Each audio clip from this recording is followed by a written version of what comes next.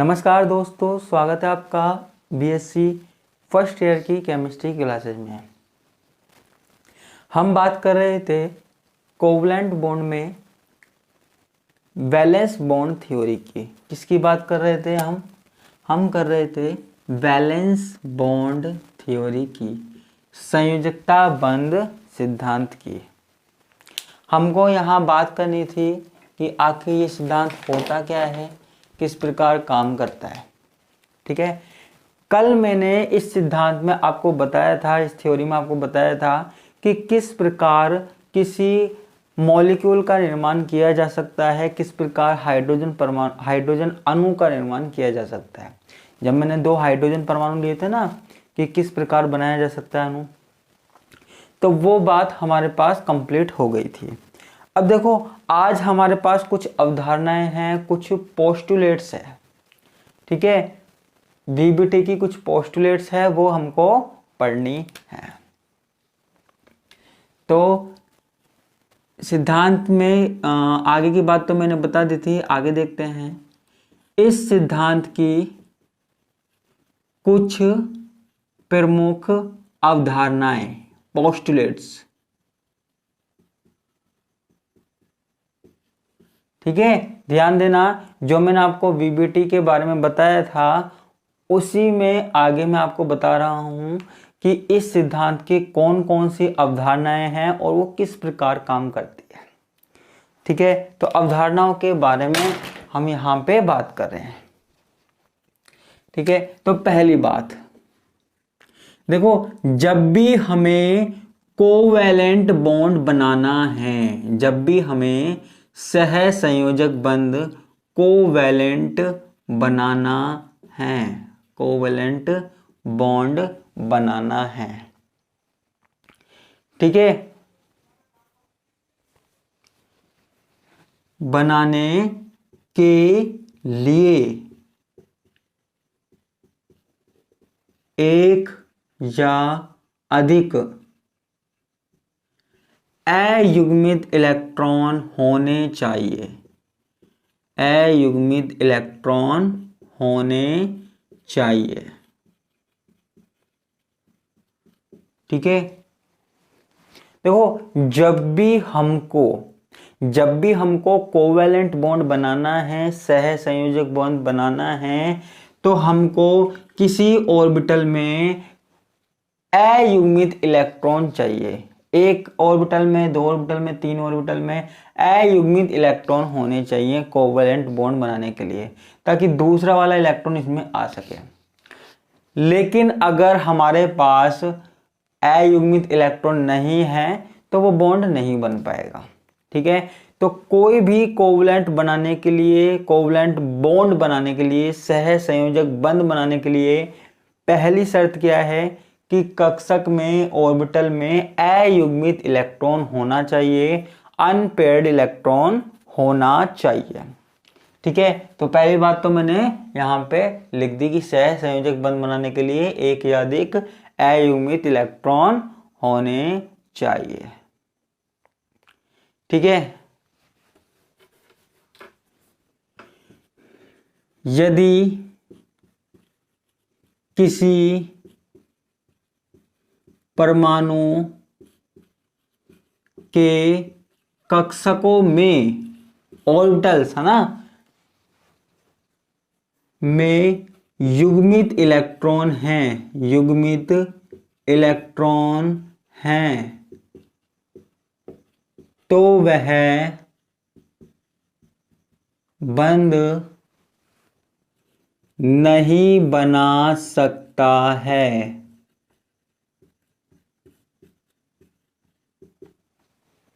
ठीक है, अगर हमारे पास कोई ऐसा परमाणु है जहां पे ऑर्बिटल्स में इस तरीके से दोनों के दोनों इलेक्ट्रॉन हैं, तो ऐसा ऑर्बिटल कभी भी बंध नहीं बना पाएगा। ठीक है, बंध बनाने के लिए, बॉन्ड बनाने के लिए एक ऑर्बिटल में एक ही इलेक्ट्रॉन होना चाहिए, यानी कि अनपेयर्ड अयुग्मित इलेक्ट्रॉन होना चाहिए। अगर इलेक्ट्रॉन युग्मित हो जाते हैं तो वो बंध नहीं बना पाएगा, वो बॉन्ड नहीं बना पाएगा। ठीक है, तो अगर युग्मित इलेक्ट्रॉन है तो वह बंद नहीं बना सकता है। तो ये हमारे पास क्या हो गया, दूसरा पोस्टुलेट्स हो गया। ठीक है। तीसरा, यदि किसी परमाणु के पास, यदि किसी एटम के पास उपयुक्त संख्या में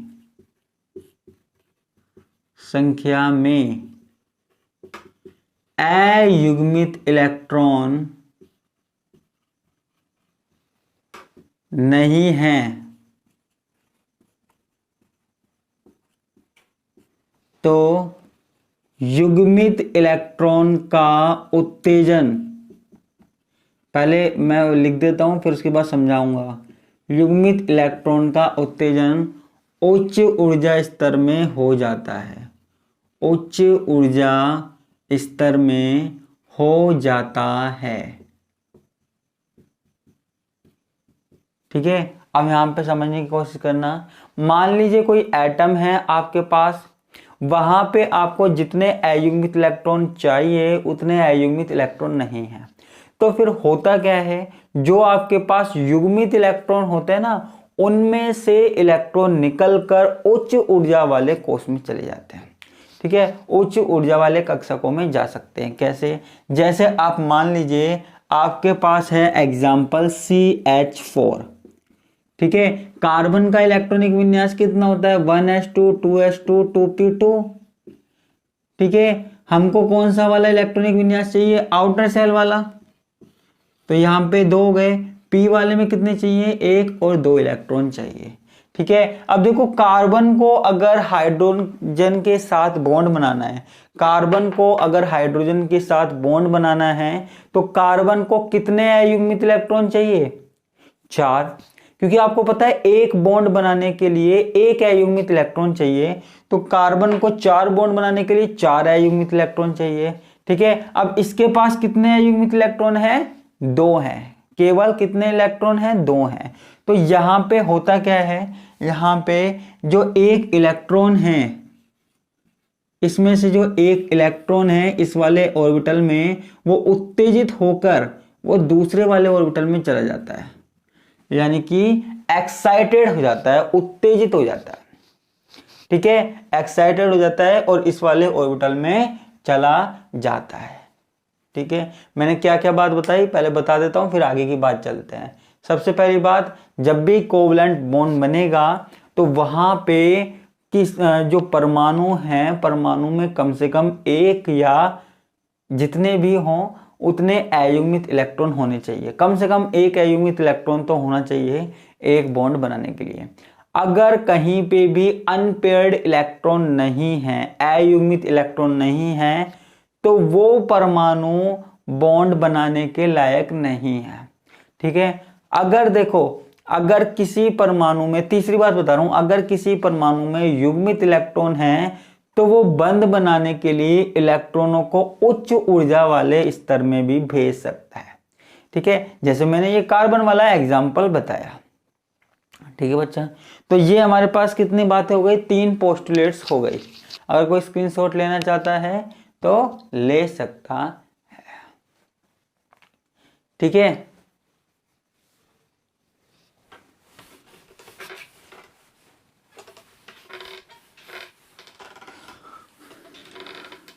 आगे की बात हम करते हैं, आगे और देखते हैं। देखो हमारे पास 2 परमाणु हैं, हमारे पास 2 परमाणु हैं, 2 एटम हैं। यहां इलेक्ट्रॉन क्या कर रहे हैं? चक्कर लगा रहे हैं। ठीक है, अब आप मान लीजिए कि ये वाला इलेक्ट्रॉन, ये वाला परमाणु का इलेक्ट्रॉन भी इस दिशा में गति कर रहा है ना, इस दिशा में क्या कर रहा है? गति कर रहा है। और इस वाले परमाणु का इलेक्ट्रॉन भी इस दिशा में गति कर रहा है। ठीक है, तो ये कभी एक दूसरे के पास आ पाएंगे क्या? नहीं आ पाएंगे। आ पाएंगे क्या? नहीं आ पाएंगे। और जब पास नहीं आ पाएंगे तो जल्दी से बंध नहीं बना पाएंगे। ठीक है, पास आ भी गए तो बंध नहीं बना पाएंगे। देखो, अगर किसी 2 परमाणुओं को आपस में बॉन्डिंग बनानी है, बंध बनाना है, तो वो पता है क्या होना चाहिए? उसमें होना चाहिए कि वो दोनों एक दूसरे की तरफ इस प्रकार गति करें। ठीक है, यानी कि एक दूसरे की तरफ विपरीत दिशा में गति करें ऐसे, ठीक है। लेकिन अगर दोनों ही ऐसे कर रहे हैं तो वहां पे बंध नहीं बनता है, ठीक है। समझने की कोशिश करिएगा, लिख भी देता हूं, ठीक है। मैं यहां पे लिख देता हूं, अयुग्मित इलेक्ट्रॉन वाले परमाणु कक्षक एक दूसरे के साथ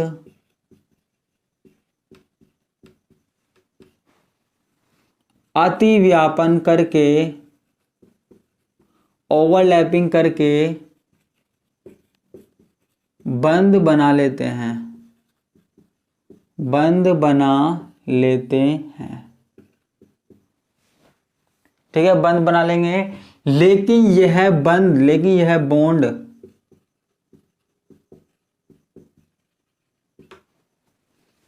प्रबल व स्थायी तभी होगा जब दोनों का चक्रण एक दूसरे के विपरीत दिशा में हो,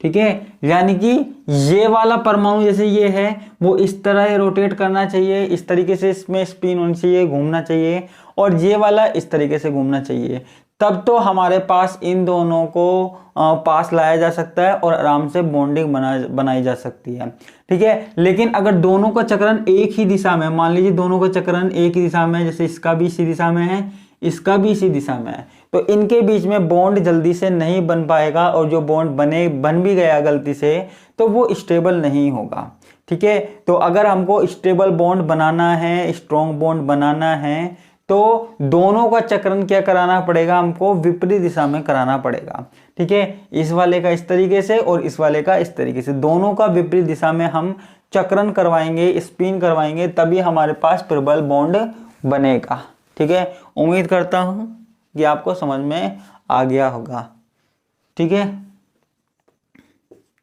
नेक्स्ट अवधारणा पे आते हैं। देखो, जब हमारे पास बंध बन जाता है, बंध बन जाने के बाद यह नहीं बताया जा सकता है कि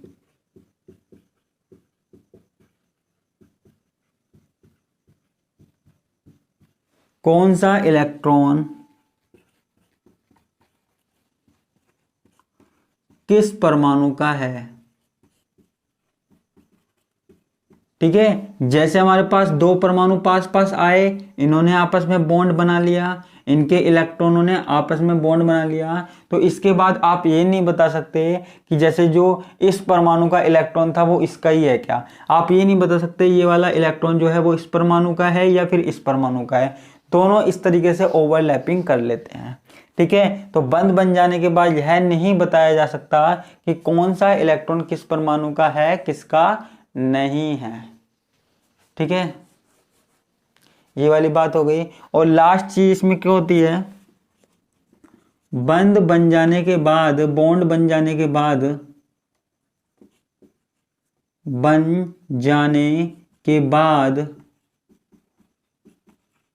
इलेक्ट्रॉन की ऊर्जा में कमी आ जाती है और स्थायित्व में वृद्धि हो जाती है,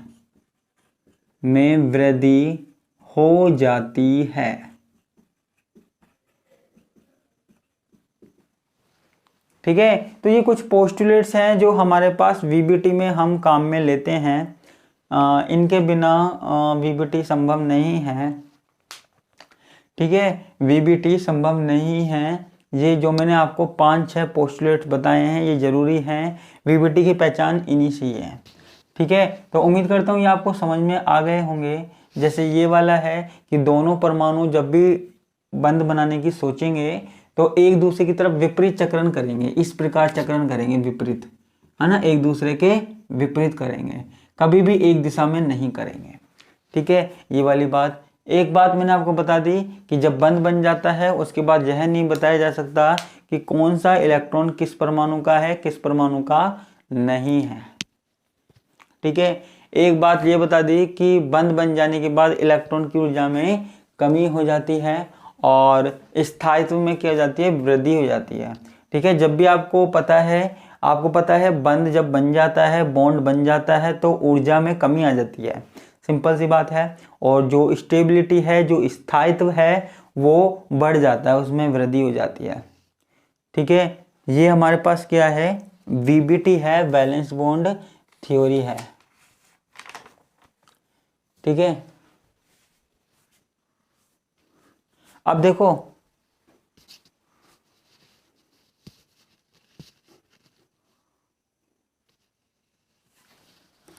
ये हमारे बात हो गई, है ना, स्क्रीनशॉट ले लिया होगा आपने, उम्मीद करता हूँ।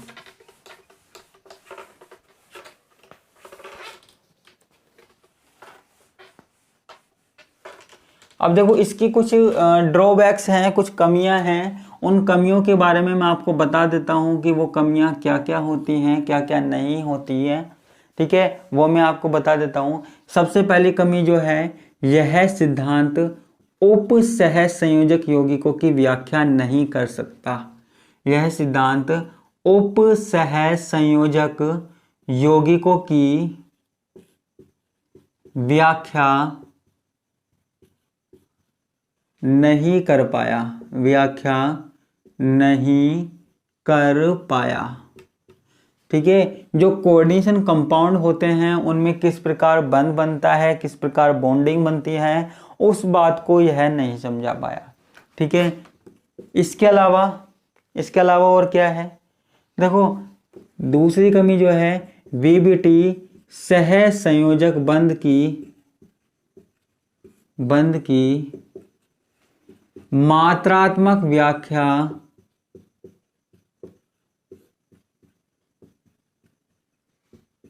नहीं कर सकता है। ठीक है, मतलब देखो दो परमाणु हैं, उन्होंने आपस में बंध बनाया, बॉन्ड बनाया, हम मान रहे हैं, लेकिन कितना बॉन्ड बनाया, कितने प्रतिशत उन्होंने बॉन्ड बनाया, 80% बनाया, 90% बनाया, 70% बनाया, कितने प्रतिशत उनके बीच में बॉन्डिंग हुई, उस बात को वीबीटी नहीं समझा पाया। ठीक है, उस बात को वीबीटी समझाने में क्या रहा, असफल रहा। ठीक है, इसके अलावा कई अणुओं और आयनों की व्याख्या करने में भी